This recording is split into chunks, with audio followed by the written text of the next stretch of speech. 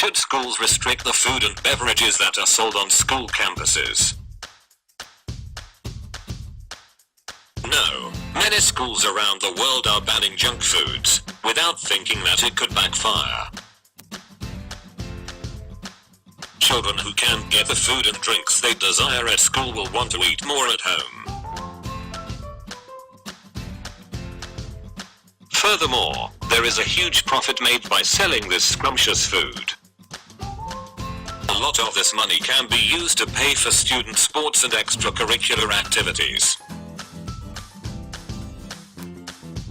In addition, a recent study has shown that the consumption of junk food is unrelated to weight for the vast majority of Americans.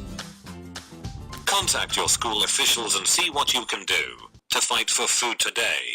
Created using Powtoon.